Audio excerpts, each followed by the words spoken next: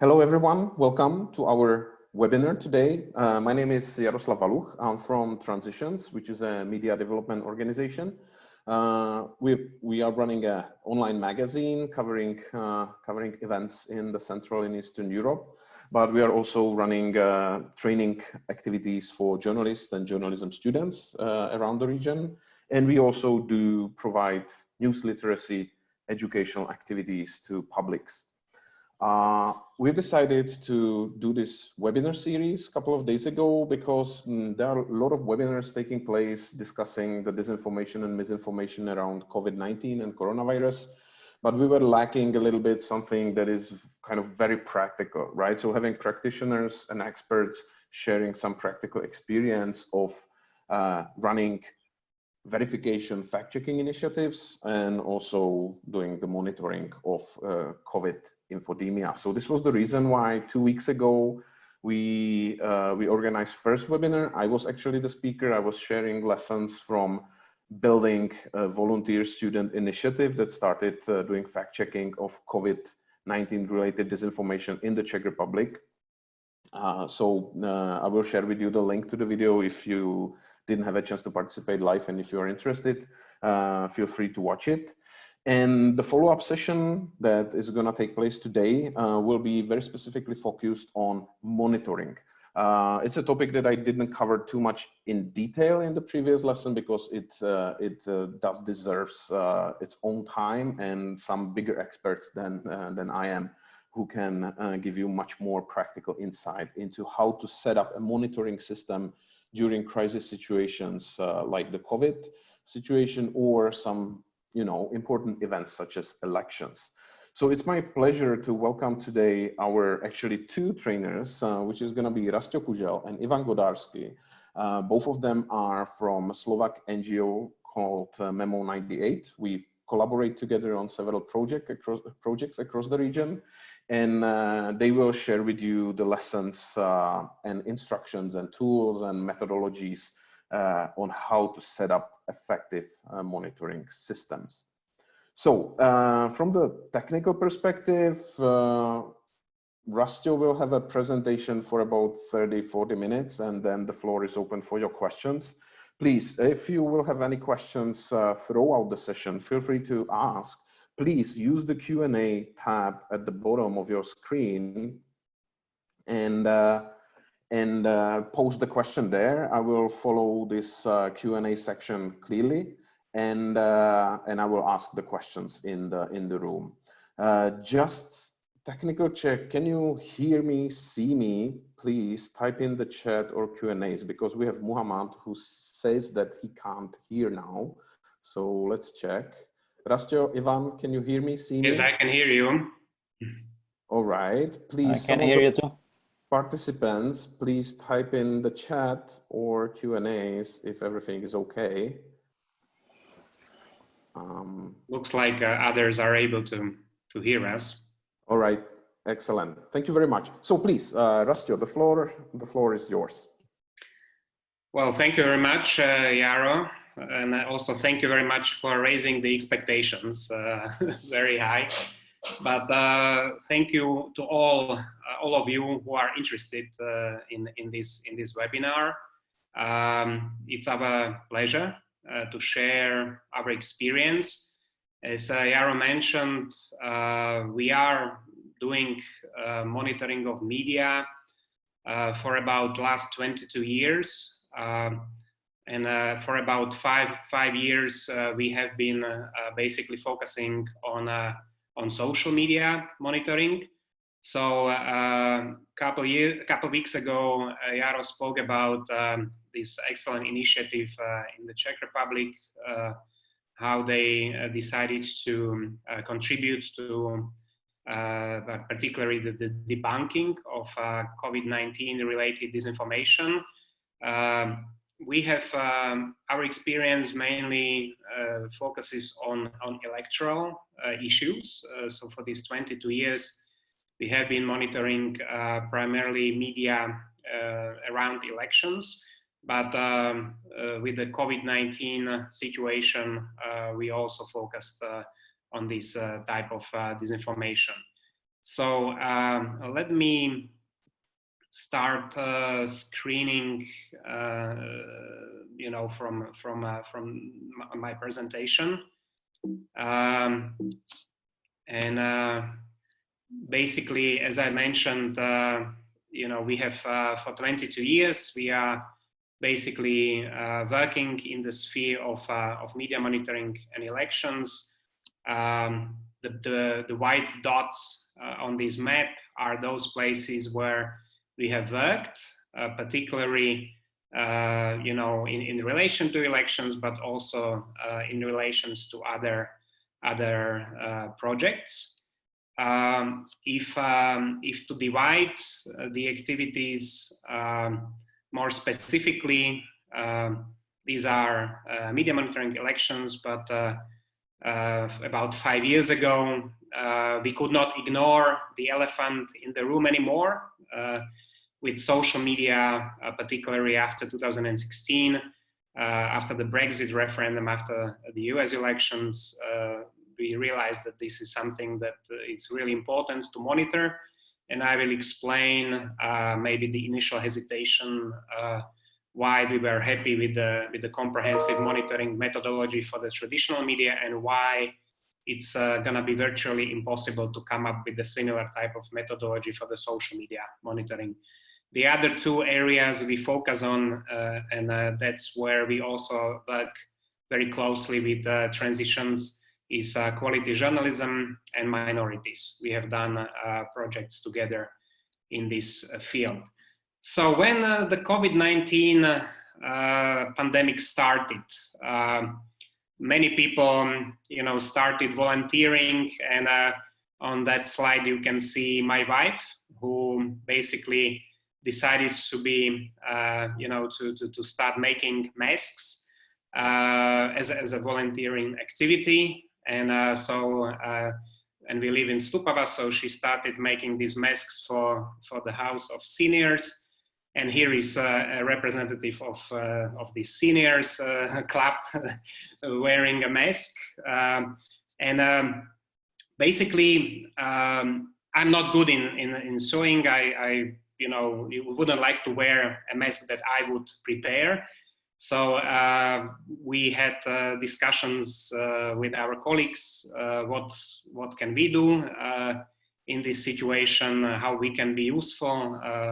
And we came up with this idea that we can be useful in doing some monitoring of COVID-19 disinformation. So we set up this type of monitoring, and we made basically our time, our expertise available for the Slovak Health Ministry. And when I say we, this was along with other organizations such as Digital Infospace Security Initiative, but also GlobSec and other CISM and other experts on this information. So basically, I will speak a little bit more details about how we set up the monitoring, and also the aim of this webinar is to be as practical as possible. So we will show you, along with Ivan, basically the tools that we use for social media monitoring, and the very specific tool that we used also for COVID-19 related disinformation. But before I get to that, I just wanted to walk you through some general points when it comes to social media monitoring. So for us, the starting point was to actually compare the previous sort of traditional media monitoring, which in our case originated in Columbia University, United States. And we first tested it during the 1998 elections in Slovakia. And then in 1999, we basically, after we had some solid or more comprehensive methodology, we started using it in many different countries, as you saw the white dots. But basically, we made it available for international organizations such as OSCE, EU, UN, for different types of electoral related monitoring projects. Very quickly, the main difference is that while in traditional media monitoring there are clear benchmarks to judge the media, there are clear legal provisions that exist, there are clear international standards. These are largely non-existent when it comes to social media. When it comes to the actual monitoring, it's more or less clear what we focus on when it comes to traditional media. So we are able to make a media sample, with mainly television being the most important source of information. It's also more or less clear when we start this monitoring and how we do it. When it comes to social media monitoring, it's getting more or less clearer now what to focus on. It's also getting more or less clear when we monitor, but it's still very open, and there are still different approaches when it comes to how to monitor social media, and we will speak about these details a little bit later. So one area where there is wide difference between what tools we use. I mean, for traditional media monitoring, this is very clear. I mean, you only have to have access to archive. You have to be able to have access to the actual media content. Whereas with social media monitoring, this is one crucial area that very much sets the rest of your activity. In other words, if you have a proper tool to have data access, if you have proper tool to scrap the data, and here I'm talking, for example, about Facebook. We have done monitoring of Facebook in about 6 or 7 different projects in about 5 different countries. We started with an open source tool, last year, basically for the EP elections. We were using an open source tool that doesn't exist anymore, with which we were able to scrap up to 1,000 posts in one scrapping. Then later on, we started using Newsweek, which is also a pretty good tool. But it does allow you only to scrap 300 posts per one data scrapping. Currently, and that's what we are going to show you today, we are onboarded to Crowdangle, which Yara mentioned a couple of weeks ago. But he mentioned the open source Chrome extension, which is available for everyone. But I want to show you today what excellent features the Crowdangle itself has when you have access to it. And that's clearly for us, I have to say, it was a game changer. And we were able to use the Crowdangle for the Slovak parliamentary elections. And I think it really generated rather different results. So tools are extremely important when it comes to social media monitoring. Obviously, what makes us less comfortable when it comes to social media monitoring is the fact that you need to use technology for, at least for the data scrapping. You cannot rely fully on human coders and monitors as we do in traditional media monitoring. And this is one area where I think we still need more progress. I mean, there are projects which are using AI for this type of monitoring. Obviously, of course, we are talking, the main difference is the huge amount of data that you have in social media monitoring in comparison with traditional media monitoring. In traditional media monitoring, we have, for example, 6 hours per day on television, but you can still handle it. Whereas, I mean, you have, I don't know, millions of posts sometimes on social media. And so for this, you really need to have the technology, and it's not fully developed yet at this stage.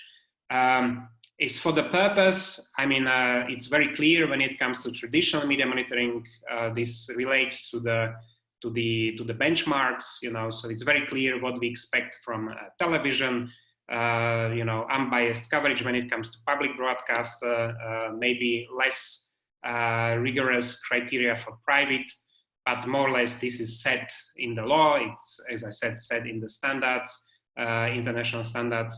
When it comes to social media, I mean, this is still developing. I mean, we have a webinar tomorrow on Digital Services Act. So for those of you who are interested, I would like to invite you.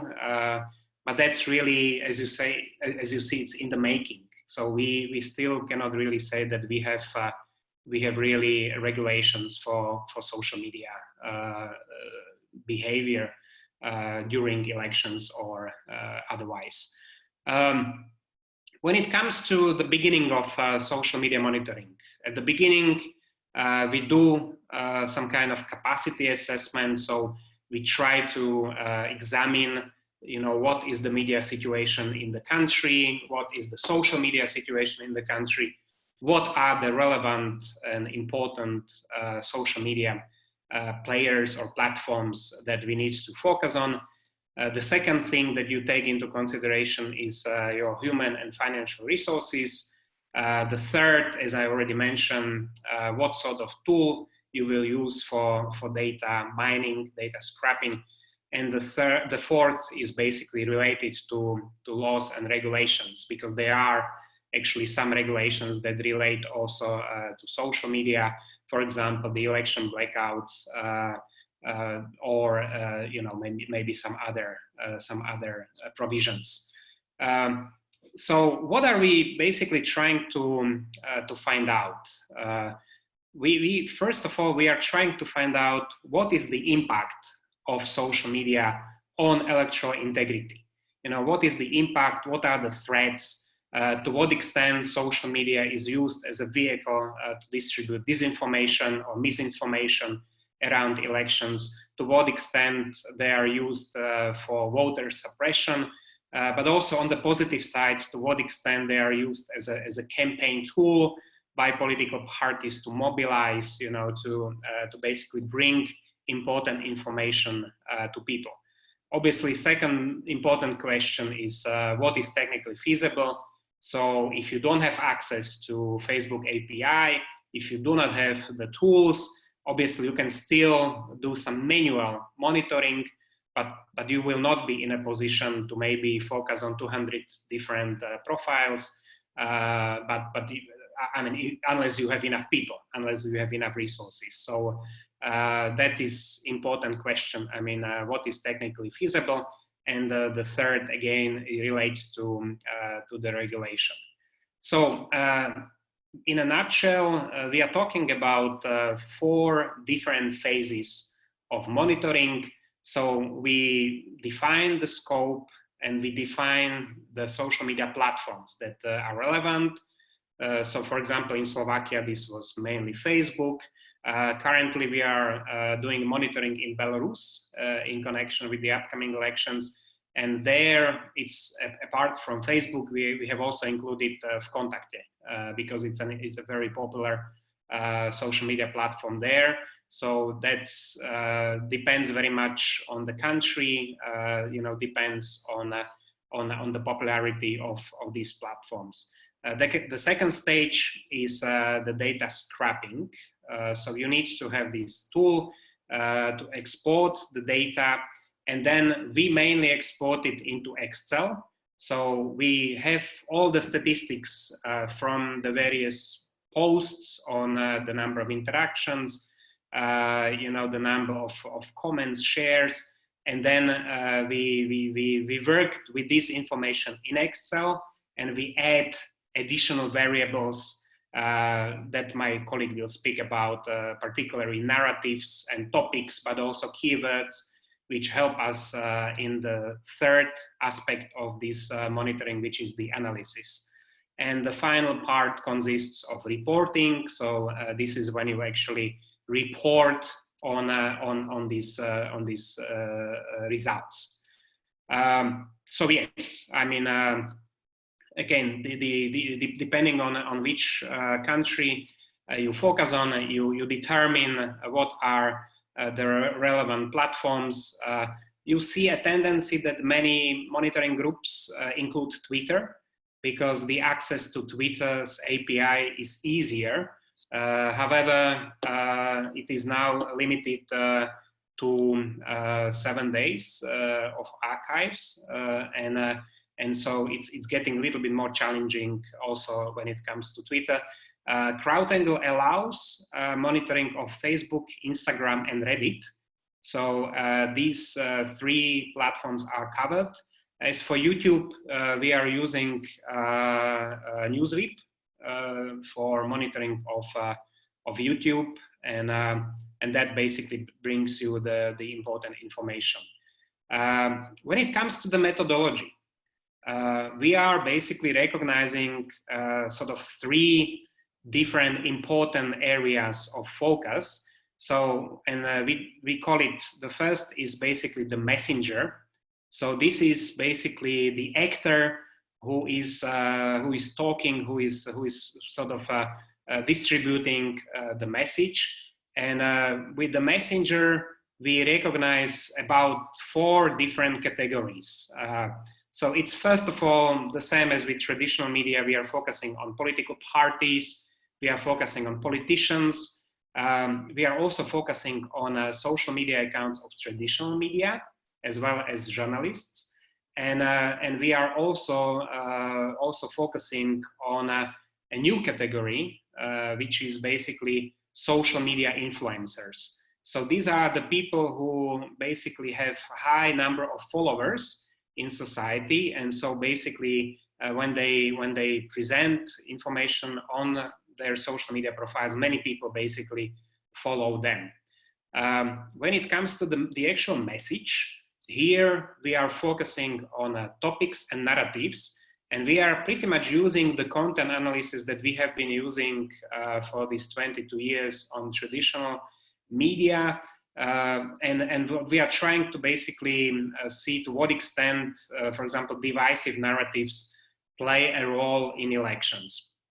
The third aspect, which is important, and where perhaps we are still not so experienced, this is the actual messaging.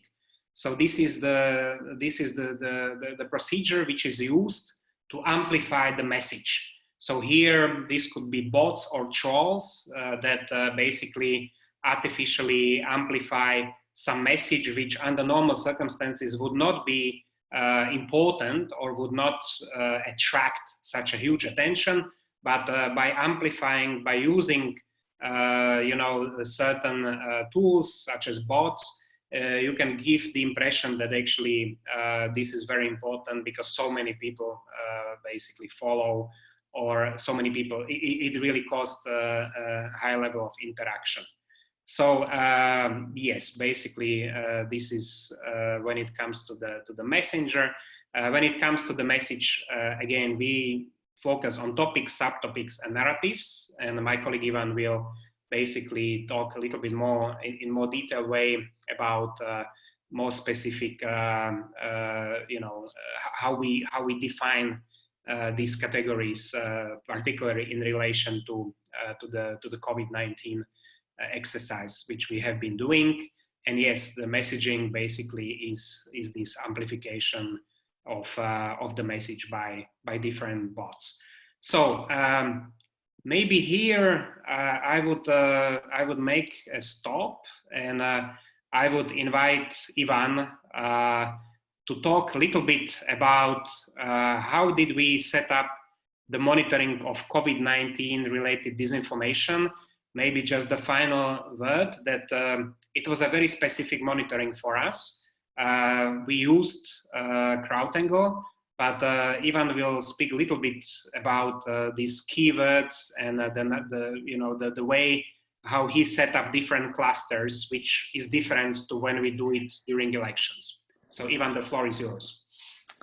Thank you very much, Resto. Hello, thank you very much for your attention. I will be probably short. We might be interacting maybe later on more details if you are interested. Yeah, exactly what Resto just outlined.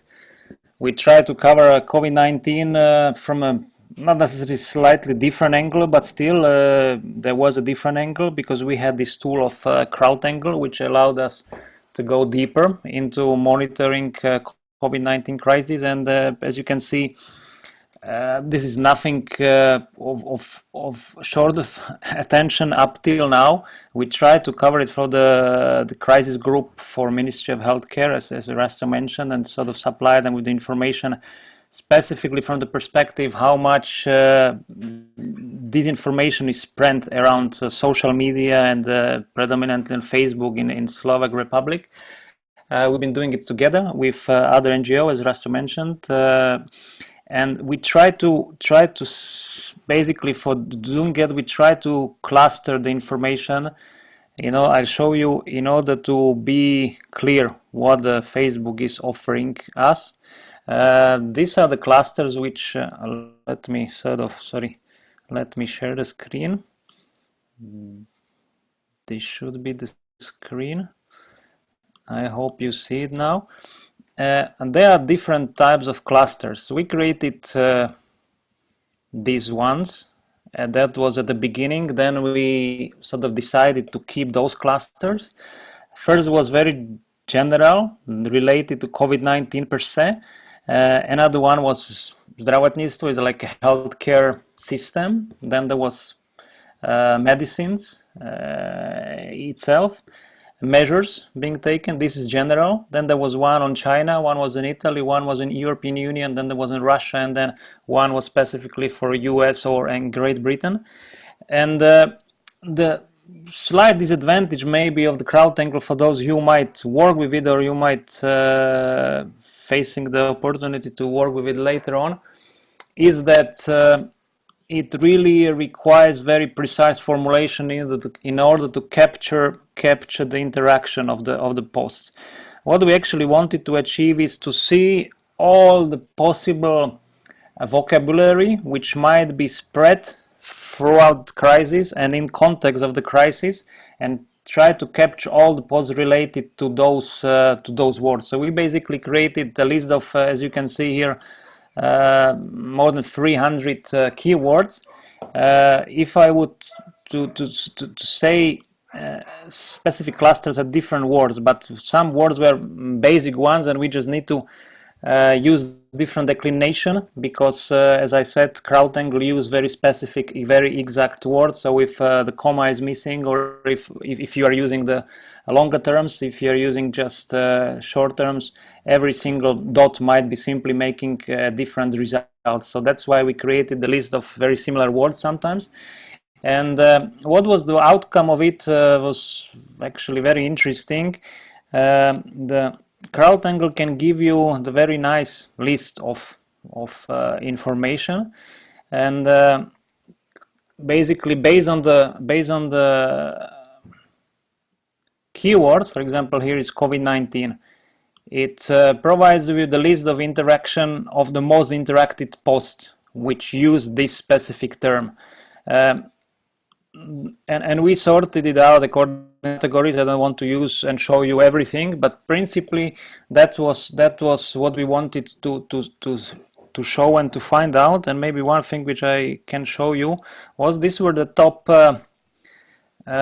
posts which rated more than 10,000 interactions in the period of 1.5 months from the 1st March. We took this period because this was the moment when the new government in Slovakia took over. Well, officially not really, but 29th of February was the election day in Slovakia, and 1st of March was first day of sort of new forming coalition, even for not formally. We are now preparing the final analysis when the first day probably will be 6th March, because 6th March was the first day when the COVID-19 was first positive case was detected in Slovakia, and probably the last day will be 13th June when the state of emergency declared initially was finished. Throughout that period, we wanted to see how much of the and what type of narratives and posts were presented. Out of this, just very short overview. Out of this, which I have here, there were more than 60, which counted more than 10,000 narratives. There were only few which we actually could have seen as a problematic ones. I don't want to go into it, but what showed it to us at the beginning was that the discussion was not maybe that toxic as we have thought, or some people have thought, and that was very good information. Obviously, you will find many information which is toxic, which is directly spreading lies or news which are based on exaggerations, and that's why we created this joint group with other NGOs, which and we have one member of it, I think, maybe more in this discussion, so they can maybe add if they find it relevant, and they tried then to debunk the information which was still spread there. But the point was, what we found out was that the information on the Slovak Facebook was not really primarily around fake news and disinformation. Certainly it was there. To my own perception, it was less than I was expected, and actually that was a very good news, because there was more type of a news of solidarity, helping and showing that people are disciplined and they really make sure that things are under control. I don't want to go more into the context, but that's how we try to build up the monitoring around COVID-19. You need to think about it in advance. What you want to show, because one thing is that you can create all type of analysis, but you need to make sure what you want to show. We wanted to see whether the disinformation is spread and to which extent, or if this is not the case, what are the posts which are really dominating the discussion on Facebook. So we created the keywords, and through this new search, which is one of the new features on the Crowdangle, that was achieved very, very easily. In fact, Russell will probably show you that more now, and if there will be any need, I might jump in again. Thank you very much. Now back to you, Russell. Thank you very much, Ivan. So if you are still with us, let me try to show you now, if I manage this actual feature of how the Crowdangle works. Can you just confirm that you can see my screen and you can see the Crowdangle on the screen? Is it visible now? Yes. Okay, great. So unlike what Yara showed a couple of weeks ago, when for those of you who were present on that very interesting webinar, here this basically allows you the full access, and importantly for us, the biggest difference for us is actually the ability to work with historic data. Because as researchers, you know, we always like to make our data as comprehensive and as solid as possible. And here on social media, such as Facebook, for example, this is really important. I mean, that you can basically on public profiles and pages, because I should make a clear point that Crowdangle does not allow you to scrap the data from private profiles. This new feature that Ivan mentioned, which is basically this search, allows you to focus on interactions, which are also on private accounts or private profiles. So let's, for example, test it. One disinformation which was circulated was this speech of this Forza Italia MP, who basically questioned the number of deaths in Italy. And this was picked up by one of the disinformation, one of the disinformation outlets, Hlavné správy. And so what I can do is I can actually just copy the URL of this article, and Crowdangle will basically show me first of all the interactions, and on the very right you have the total number of interactions, and this includes also the interactions from private profiles. Here you can see the public profiles and interactions from public profiles. And here down, you have the whole list of who else basically share this information from the public profiles. So this really, this new search function that Crowdangle developed is excellent, particularly when you are searching for a very specific piece of this information, and you are interested not only on the actual level of interactions, if it's really relevant for the debunking, because and Yara explained this very well last time, that maybe not everything is really relevant, but when you see that here it's almost up to 6,000 interactions on Facebook, that I think is already relevant. Okay, let me go back to the dashboard. So to explain what we have to do when we are doing this type of project. So first, what you have to do is you have to create a list, and this is what Ivan did with the SK COVID-19 disinformation. I don't know if it's visible, but he included 111 Facebook pages into our system. Now with this, you can sometimes, you know, and I can show you, for example, for the US elections, I think it's very interesting. There are some public lists which are available for those of us who are basically onboarded to Crowdangle.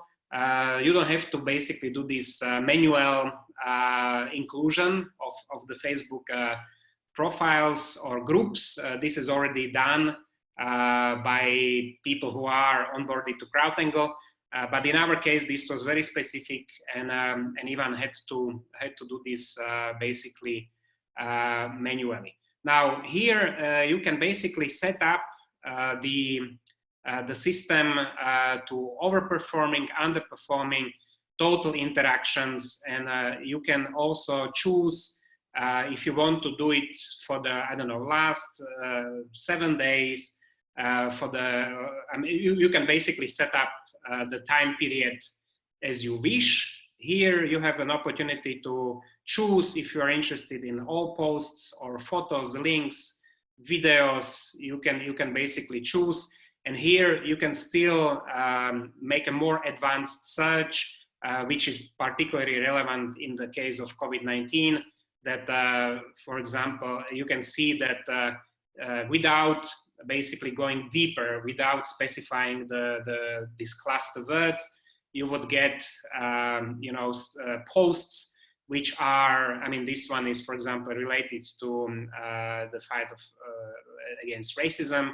It's the member of this fascist party that we have in the parliament, SNS, and so on and so forth. So unless I go very specifically with which I can basically do here, where I can set up the more specific search for the keywords, I would not be able to basically generate automatically this type of you know, this type of information that I'm specifically looking for.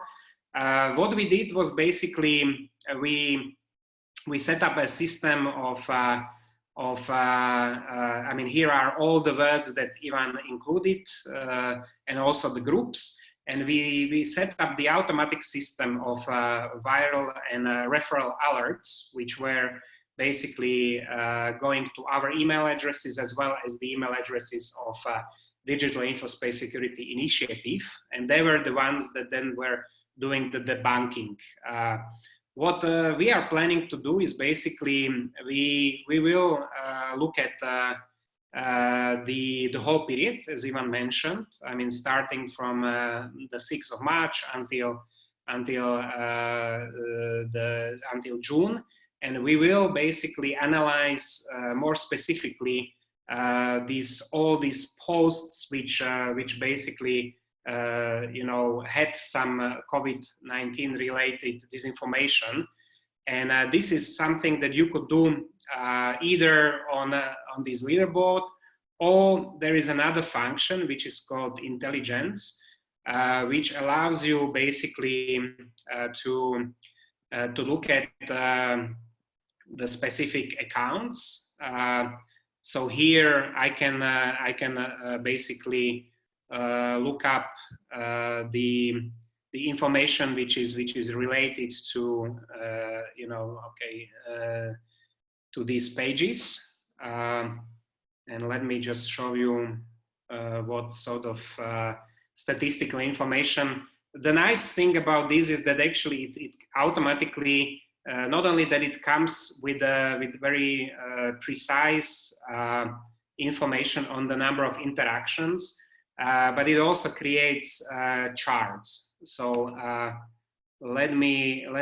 so here we can select there are 111 different pages, but let me choose just the first 20 on the system, and I can also choose the date range. So here, for example, this is last 3 months, and here you can basically see that for these 20 pages, and again I can choose any pages out of this list. This was the situation with different types of posts getting different types of attractions. So here, maybe some of you who are familiar with the Slovak scene, you know that this Smer MP Luboš Blaha is known for circulating very sort of questionable posts, you know, not always very truthful posts, but he is very much known as really attracting a lot of interactions. I mean, he was the top person during our election related monitoring, and he also he's also getting really he's getting a lot of interactions here during this COVID-19 related information. But he may not be the one who is really circulating the COVID-19 disinformation. But for example, Luboš Hrica, he had, you know, several posts which, for example, about the US military exercise, which were really deceptive. So this is maybe just a flavor, maybe just to show you a little bit about the, you know, how powerful this Crowdangle is. Again, the great thing is that you can go very specifically. You can see that basically the peak was really more in March and April, and here you can also click on the specific post which generated. So this one, for example, is related to coronavirus, and it's a post about a claim from the incumbent prime minister that the previous minister of interior bought, you know, the tests which were too expensive, and the prime minister basically says that this was for no particular reason. But Luboš Blaha, as a member of Smer, is disputing this in this post. So maybe I will stop here, and if there are any questions, we'll be more than happy to address them. Yes, thank you very much, Rastio and Ivan. Let me get back. So just a reminder to all of you, please, the best way to ask questions would be in the Q&A tab at the bottom or in the chat. I'm going to be following it, and Rastio's following it. So please feel free to post your questions. In the meantime, I will have some questions, or I have maybe Rastio, because can you give a little bit more background on how is it possible to use Crowdangle? It is possible for newsrooms, but to certain limits, it's to certain aspect, it's limited. And if you can please also show maybe the plugin that is free, accessible for everyone. I was showing it in the previous webinar, but probably not many people were watching it. So just to show that it still can be useful even if you don't have full access to Crowdangle. Sure. No, that's thank you very much. That's really very important explanation. So yes, the Crowdangle was acquired by Facebook, I think in 2017. But previously it was set up as a social marketing tool. So it was mainly for media and also for maybe organizations which really wanted to have presence on social media. And this is an excellent way, basically, how you can actually monitor your presence. I mean, after the Cambridge Analytica scandal, Facebook has been limiting the access because of this data protection, because of course they wanted to avoid a similar type of scandal. At the same time, you know, they have provided this access to Crowdangle to research groups, to organizations like Memo 98 that they felt was not really trying to misuse the data, but they are actually trying to find out things, in our case mainly the impact of social media on electoral integrity. So so basically, you know, it's for us, it took about 3 months. We approached Facebook. We approached Facebook in different parts. So it was not one particular person, for example, who is in charge of Slovakia in particular. We did approach her, but we also tried through the election section. And to be honest with you, I still do not know very precisely, you know, which of these contacts really worked. But after 3 months, and luckily prior to the Slovak elections, we were invited for a training. And then after we went through this training, during which they showed us how to work with Crowdangle, we were finally onboarded. And as I said, it is really very good to have such access. But as Yara mentioned, it is also possible to get just something. Sorry, I just forgot to start sharing my screen. Just a second. I want to show you to those of you who are interested to see how you can download the Chrome extension. And is it visible now on my screen? Can someone confirm? Yes, okay, yes. Great. So so basically, yes, it's free. It's free Chrome extension, and you can basically use it for example, for your account, and it would show you basically the level of interactions on your you know, on your profile for some specific concrete posts. Or looks like I'm not logged in.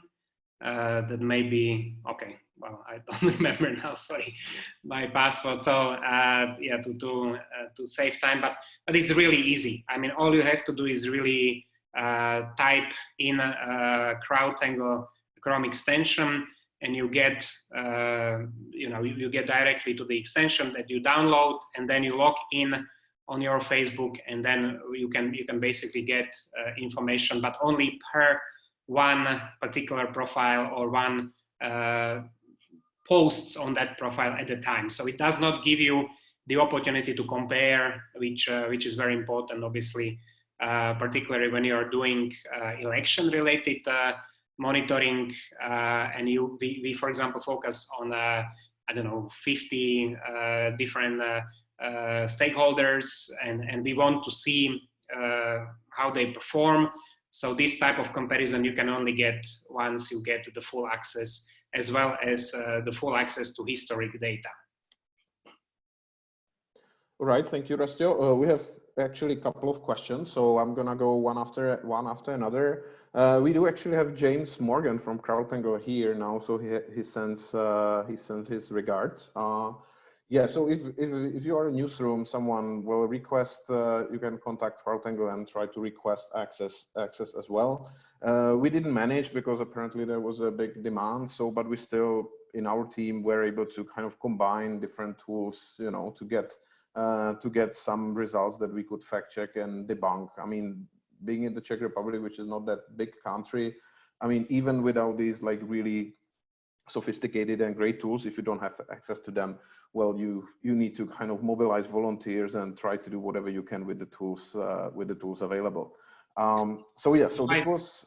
If I may just to add, I think it's related also, if I may, sort of, I mean, at least from my understanding, I think the reason is that there are many requests, but of course, James probably can be more specific here. But my understanding was that there are many requests, and also it was really excellent support that we have received from Crowdangle once we heard the great news that we will be onboarded.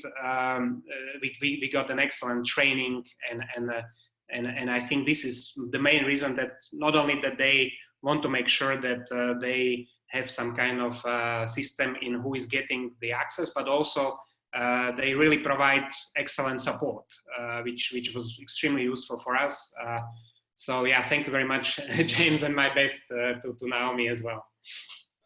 All right, thank you, Rastio. So now the questions from our participants. Laura is asking, actually, how do you share with the public the information when you've identified a piece of disinformation or misinformation or concerning narrative?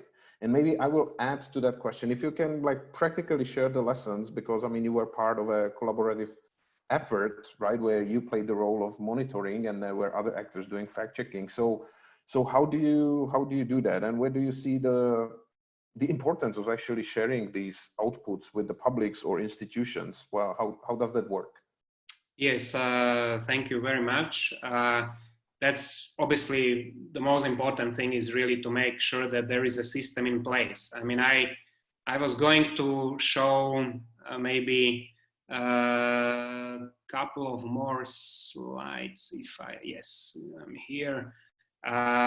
Which basically respond also to this question. So we basically published 5 reports during the parliamentary elections, during which we brought the attention of the public to I mean, since this was really the first such, let's say, monitoring of political parties during elections. I mean, there were similar efforts during the presidential election and also during the local election, but in our understanding, this was really the first election, the last parliamentary elections, where really Facebook played a role. We actually think that it really affected the dynamic of the campaign, particularly, you know, particularly the posts of Olano party, which basically talked about corruption, which really generated a lot of, I mean, when it was posted for the first time, they had 50,000 people basically connected live. And then later on, I think it was really, I don't remember now precisely, over 1 million interactions, I mean, for these particular posts from the French Riviera, where the incumbent prime minister was basically accusing the former minister of finance of stealing money from Slovak people. So this really influenced a lot the pre-election dynamic. But maybe coming back to that question from the perspective of COVID-19, this is basically why we created this partnership with groups such as Digital Infospace Security Initiative, and I think Victor Breiner is here on this webinar. So maybe if he wants, he can add. But we ourselves, we are not fact checkers or debunkers. You know, we think we consider ourselves to be media monitors. So this is why this sort of synergy between groups that that can do different things. For us, it was really setting up the monitoring system and then providing this information to the Digital Infospace Security Initiative, and then they were the ones basically taking the next step, which was you know, fact checking that information and allowing or notifying the public about the problematic posts, and so that's when it comes to that initiative. When we are doing this during elections, we are the ones who are publishing the analysis. We are the ones who are basically raising concerns, or we are the ones who are analyzing this type of even disinformation when it happens.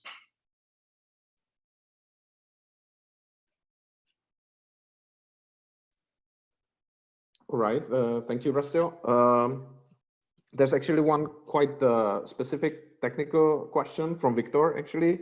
If you can set up email alerts for keywords, especially, you know, from within specific custom set of sources.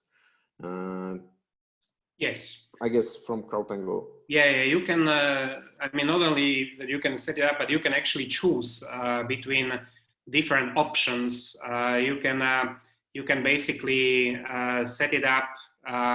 The great part of Crowdangle is that it allows you to also set it up for someone outside of your organization, because otherwise everything, I mean, the access is only shared inside the organization. So we are not in a position to give someone else this access. I mean, this was only given to us, and so we can only share it among us as colleagues of Memo 98. But for this type of, we can set up viral alert or referral alerts, which would give you a real-time information. So whenever something is posted, and it includes the keyword, it can go very quickly to the email. If you want to have more analytical system, you can set up this to be done on a. I mean, you can choose the periodicity.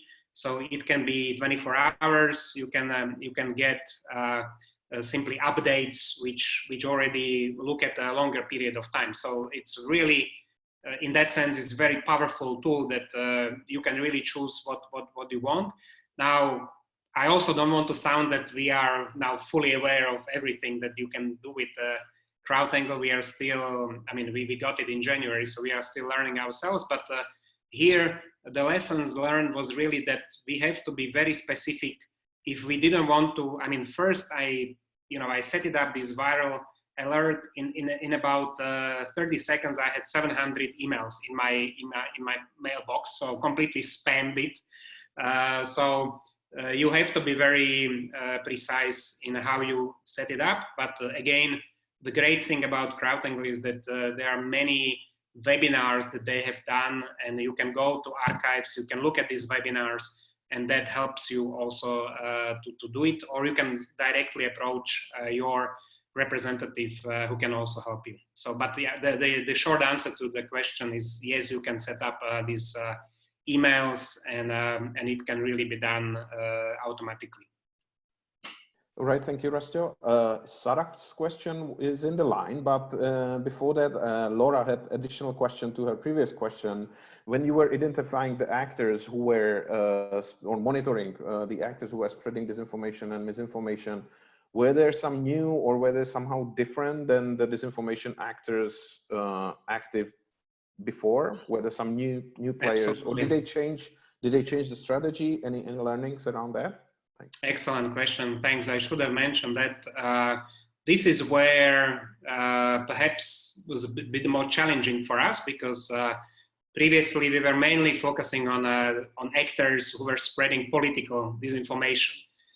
Here and you made a very good point a couple of weeks ago about differentiations between misinformation and disinformation, because there are many Facebook sites that basically focus on health-related issues. Yeah, I don't know. For example, I mean, Baječný Lekar, for example, these type of websites that really their main goal is not really to disinform for political purposes, but mainly to get a lot of interactions. But they are spreading things like I don't know, you can cure the cancer with a baking soda or something like this, you know.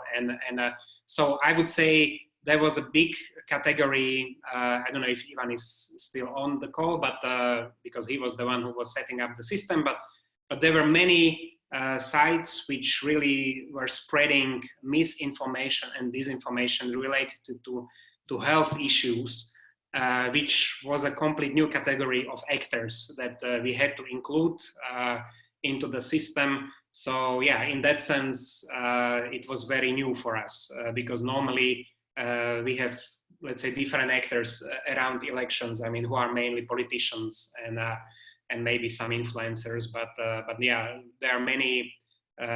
In fact, I think more websites are those who basically have some history of spreading misinformation, disinformation on health-related issues. There was actually one interesting moment that I remember, that one of the main disinformation websites called Hlavné Zprávy, they were actually debunking some of the disinformation that was spreading, right? There was this disinformation that the US military is rolling out in Europe, and it was actually this main disinformation actor who debunked that and said like, hey guys, this is... As Ivan mentioned, I think we have to have always open minds. You know, we should not approach anything with some expectation that just simply because this is a platform or an outlet which has a history of spreading disinformation, that they would not be able to, you know, in this type of crisis, even to act a little bit more responsibly.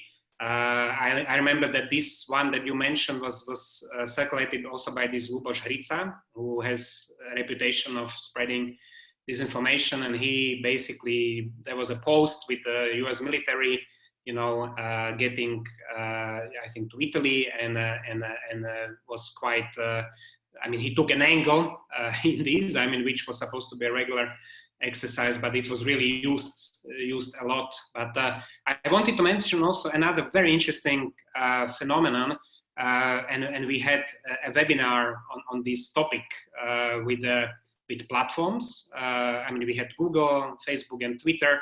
We also had ERGA, and also we had Ofcom, the British media regulator, and they did an excellent, very interesting survey, which showed that particularly during the crisis, people were more looking at serious information sources. So when it comes to your life, you know, people are probably more responsible when choosing the information sources.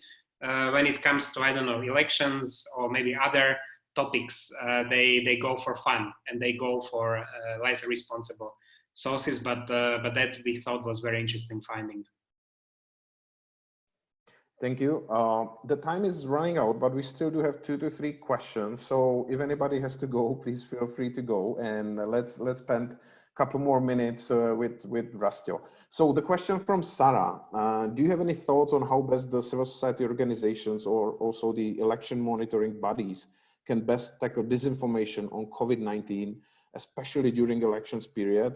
Would you just add COVID terms or keywords to overall monitoring, or do you have any other strategies? So if I understand it correctly, there are already actors who are in a well positioned to do election monitoring, and now just what can be their role of including COVID-19 keywords into the monitoring, especially during elections? Excellent question, and this is basically what you know, what we have seen. I mean, there are many organizations that are looking into this issue. Obviously, it's almost like a Hamletian question whether to organize or not to organize elections, you know, around this pandemic. We saw some successful attempts to organize elections, like in South Korea.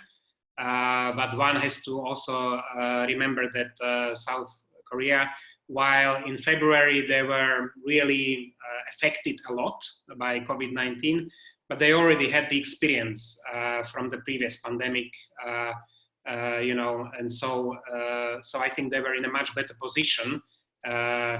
Now, I think probably the question was more related to the actual monitoring.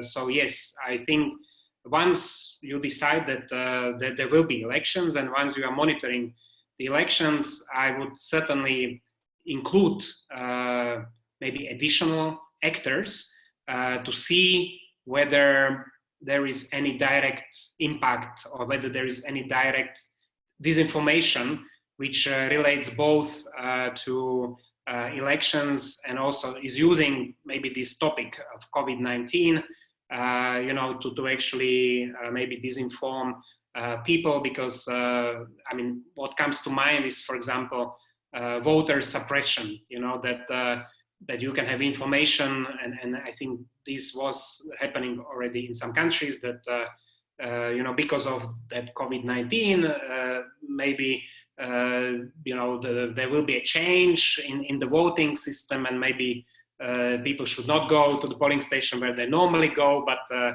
and so this is extremely important, particularly from the position of electoral management bodies.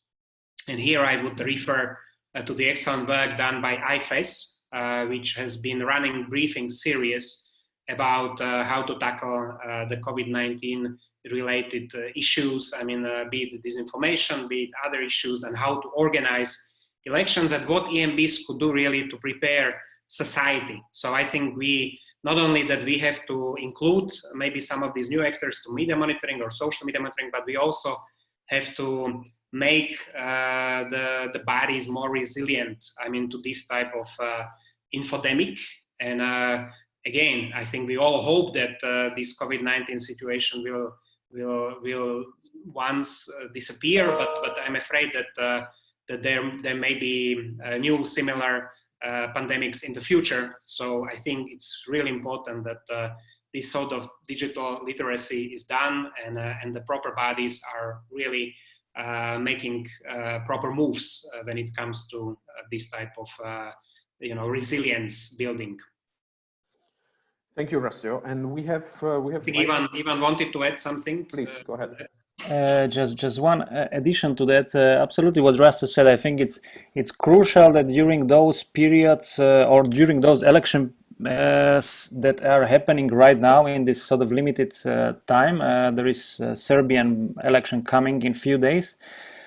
And I've been part of one webinar yesterday organized by IRI and our colleagues from Serbia, Birodi, and that was excellent example how this can work, because they included into the pre-election monitoring also this topical monitoring, including COVID-19 topics, and this is exactly how to effectively cover it, because it's not, as it is seen as health issue, it's very in some countries very effectively communicated as a strategy or policy tool, and it's basically very much used in a political sense. So it's very good to perceive it in a more contextual perspective, and also not only from the perspective of COVID-19, but I think topical monitoring, that's what my bottom line is. The topical monitorings are very important for all types of election related monitorings or any other types of media monitorings, because it's not only about one issue. Very often it's context, and once you are just prioritizing one over others, you might simply miss something. And to me, this serves as a lesson that even those who are monitoring political issues might maybe think about increasing their portfolio and then focus, and also how to structure the monitoring, because it can create very different outcomes eventually. So as Rastio pointed out, it's really very important at the beginning really to think about what the monitoring really is composed of. And then you can actually analyze it at the end once you have it set it properly at the beginning. And if I may, actually, I didn't mention, now it came to my mind that I also promised to say a couple of words about these divisive narratives. I mean, that we monitor using the content analysis. So we did a project during the EP elections, and we basically monitored the social media, particularly, I think, Facebook in 4 Visegrad countries. And very quickly, if people, let me see if I can very quickly still show the results. Is it visible on my screen? Not yet. Okay. So this was basically, we included narratives into the monitoring, and we wanted to. I'm not seeing your screen. Are you sharing the screen? Yeah, I don't see it. Okay. Okay. Thanks. Please double check. Okay. Now. Okay. Is it? Okay. Good. Perfect. Okay, great. Sorry about that. I will try to. So what we did was basically, apart from the statistics on interactions and a number of posts and number of shares and comments, we also included additional variables which had to do with topics and narratives. And so, first of all, in these 4 countries, we tried to figure out whether the discussion was more focusing on home affairs or EP elections. And then we also tried to see what were the type of issues which were discussed and on the posts. And then also what was the level of interaction. And I chose specifically Hungary because we had very interesting results, for example, when it came to the topic of migration and the way how it was used by the Fidesz ruling party. So here you can see that it was the 3rd most discussed topic on Facebook. But what was very interesting that it was the most, it was the topic number 1 when it came to interactions. So it was a proof that this topic is very divisive and people really reacted to it, and there was a clear, this was a clear signal that the ruling party was really working with this, and that they were amplifying this topic, and they have been doing this also now during the COVID-19 situation. So I just wanted to bring a more concrete example of how you can actually work with topics and narratives, because sometimes we are asking ourselves, so we are doing this monitoring of social media, but what does it really show us? And I think the answer is that we are trying to really measure the impact on the electoral integrity, while we will never be in a position to say whether this type of disinformation really changed the outcome of elections. I mean, perhaps we are in a position to say that it could have a bigger impact in particular electoral systems, where you decide the elections by, I don't know, a few hundred votes, but we will never be in a position to say that for sure, this really had an impact on the result. But we will be in a position to actually show or see if there are divisive topics and narratives, if people are sort of spreading lies to basically work with people's emotions, that this has an impact, because people should be able to make their choice free of manipulative interference. Okay, thank you, Rastio. And let's go to the very last question, because time is running out. One of the participants is asking about one specific case when there was a piece of information about ibuprofen being spread in different applications, WhatsApp, Viber, messengers, and others. Then one of the kind of relevant sources, University of Vienna, debunked it, denied the news, but then we found out something else. So how to clarify that type of confusion?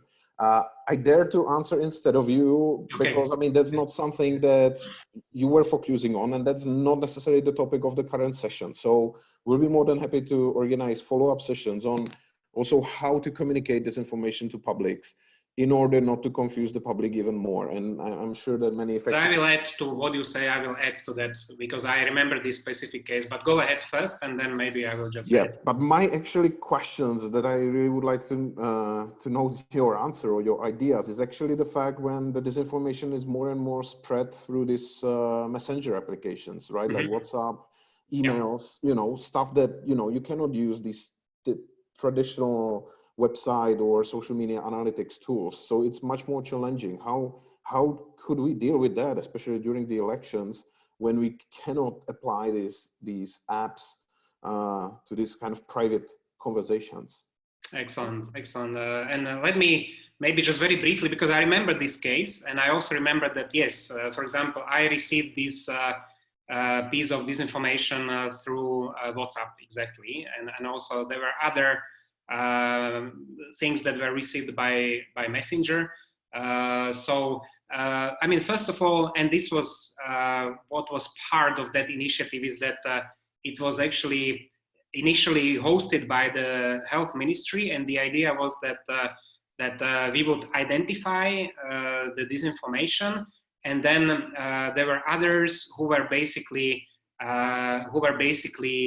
supposed to debunk it. But the whole idea was that the ministry would actually provide experts on COVID-19, so that we would, you know, once it's debunked, that there is really professional who includes his or her position on that debunked material. And so I think this is, whether or not it really worked, I mean, it's probably a topic for another discussion, but I think I would like to stress that importance that you really, and particularly in that type of situation where, you know, it's sort of, it's so crucial that once you do this debunk, that it's really based on some solid evidence and is not just what one doctor thinks, you know, because that, as we remember, there were many cases where doctors themselves were sending very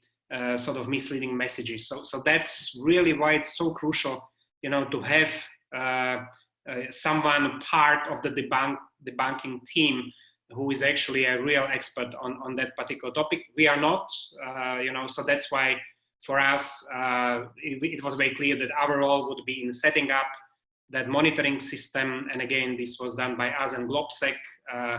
And then there were others who took part of that sort of second phase. And maybe last point, I think the research shows that it's so important to properly communicate, you know, this sort of, you know, debunked information. So there are excellent efforts such as Skoda Story, for example, that are using storytelling, you know, because people are not automatically just going to see the debunked information. So I think this is so important. To your second question, I mean, there is already, there are many projects that focus on WhatsApp, for example. We have done it ourselves in Nigeria, but it's really important that there are certain ethical conditions in place. And here I would probably bring example of First Draft and their monitoring in Brazil during the presidential election. They refused to penetrate, for example, the WhatsApp private groups and try to get the information out of that.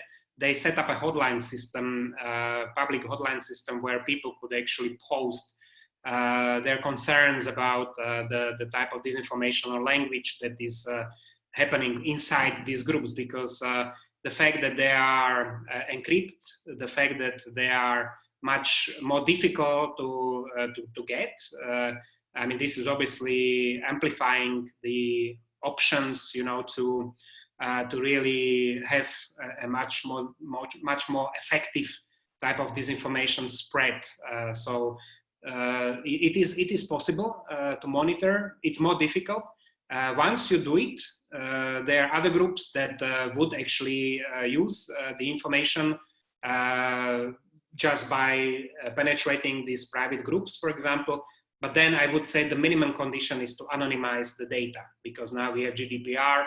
We should be also very careful about not spreading, the personal information as researchers. So yes, it's possible there are groups that are doing this type of monitoring, but it's more difficult because of the encryption, because of the fact that it's not so easily accessible. Right, thank you very much. Very helpful and interesting. So that's it. Thank you everyone for your participations, for your questions. We will try to organize some follow-up session on some follow-up topics related to the COVID infodemic. You will be updated. We will keep you updated through emails, and so please stay tuned, and we will let you know when the next event is coming up. So thank you everyone. Thank you Rastio, and thank you Ivan. Have a nice day everyone. And thank you very much to Yara and Transitions for organizing this webinar. And thanks also for your participation. Our pleasure. All right. Bye everyone.